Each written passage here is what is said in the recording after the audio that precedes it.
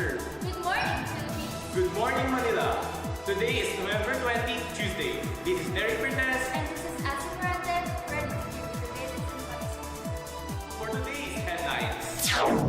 Tamban fish are in season again. De Lima accused of being the mother of all drug lords.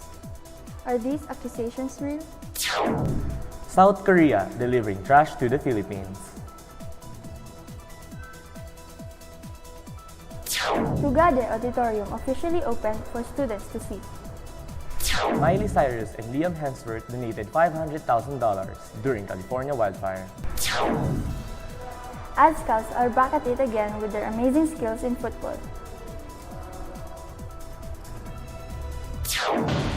The fishermen from Magallanes, Sorsogon were delighted due to the large amount of tamban fish they caught last November 15, 2018. We have Alex Tan to report more about this. Alex? According to the Bureau of Fisheries and Aquatic Resources, or the BFAR, they have observed that the increased number of tamban fish is due to the increased number of planktons. These kind of fish are the ones used for making sardines. 40 buckets full of tamban fish were placed in Magallanes port early in the morning while waiting for the arrival of the ship that came from Zamboanga to buy and get the fishes. One bucket costs 1,000 pesos and weighs 55 kilos and above. According to the captain of Barangay Binisitahan Sur, the season of tamban fish starts from November up until March. This is Alex Tan reporting. Senator Lela de Lima has been accused of receiving 8 million pesos in payouts from a drug syndicate in the Visayas and called the mother of all drug lords. And 2 new charges filed against her. For more information, here is Johann Coscolluela. Johann? Thank you, Assi. In a criminal complaint they filed Thursday at the Department of Justice, former National Bureau of Investigation Deputy Directors Ruel Lasala and Reynaldo Esmeralda charged Lela de Lima and former NBI officer in charge Rafael Ragos with drug trafficking in New Bilibid prison. De Lima has denied any links to the drug trade, saying she was being pilloried for raising the issue of extrajudicial killings against President Duterte. Again, this is Johann Coscolluela reporting the national news. Last July, a South Korean company known as Verde Soco Philippines recently had a shipment of garbage in the Mindanao International Container Terminal, which was reported in November 10. No more from this report. So, Thank you, Derrick. Verde Soco Philippines withheld information regarding the wrong details of the shipment, it being labeled as plastic synthetic flakes. This incident is not the first of its kind, since Chronic Plastics Incorporated, a Valenzuela-based company, also shipped waste from Canada, made up of 50 containers. More than half of it were dumped in a Tarlac landfill.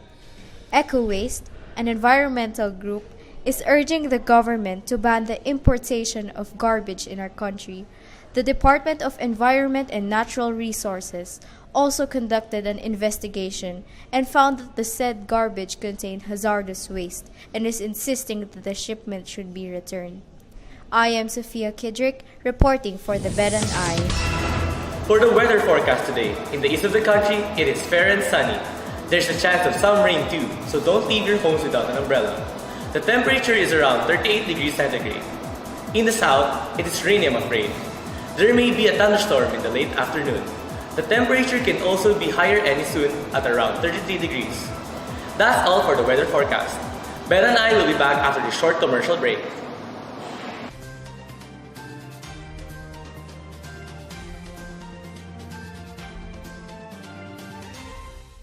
Back when I was a child, living in the province with my family was full of joy. But everything changed when the dark creature attacked. We don't know where to hide, and our community was torn apart. And the worst of all, they took my father away. I was hopeless. All I see is darkness. My mom took the chance, and we fled to Manila. As the eldest in my family, I know I should step up. So, I made an organization for my fellow Lumans. Being blind never stopped me. Eye to Eye Lumad Organization.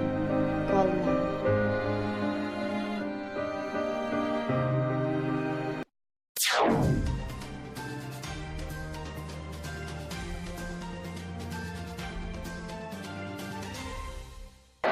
The Tugalia Hall, located at the 5th floor of the Cornelia Monserrat Building in Isabela College, Alabang, was officially opened on November 15, 2018. For more information, here's Gerome Ng. Jerome? The Tugali Auditorium, found in San Beda, College, Alabang, was built in honor of the Department of Transportation Secretary, Mr. Arthur Tugali.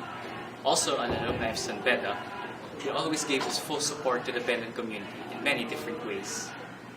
The opening of the Tugali Auditorium had several intermissions to welcome Mr. Tugali, the Benedictine monks, and the other honorable guests.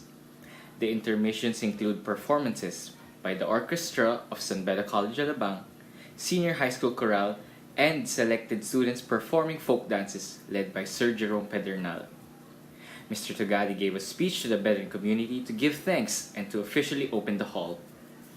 The program was successful with the help of the administrators of the Senior High School Department, faculty members, and Senior High School student leaders. Thank you, Asi. Gerome Ng reporting. Miley Cyrus and Liam Hemsworth donated $500,000 after losing their home from the wildfire. For more information, we have Gabrielle Andal. Gabby?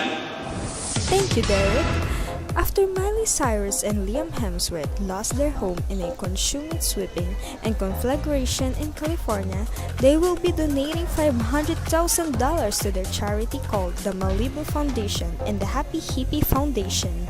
As per the statement, the said couple would be using the funds for those in special needs like financial, emergency relief, assistance, community rebuilding, climate change, and most importantly, the wildfire prevention.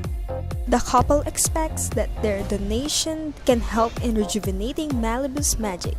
Giving you the latest and hottest news in the showbiz, I am Gabrielle Andal reporting. The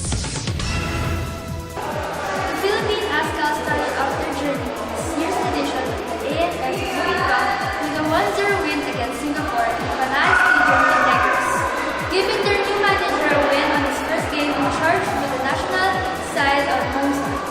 For more information, here we have James. After a frustrating first half for the host nation, Patrick Rashford eventually booked the deadlock in the 78th minute and would prove to be the winner for the Aztecs and would bag them the first 3 points of the tournament. The Aztecs will be looking to push strong as one of the major title contenders in this year's competition, as it will set them up nicely for the Asian Cup in 2019. I am James Cruz reporting. Remember, it is 35 days till Christmas. And that's all the news for today. This has been Derrick Pertez, always on the lookout. Assyria Morante, always with the truth. Always ready to serve. And that in all things, God may be glorified. Once again, this is Bedan Eye.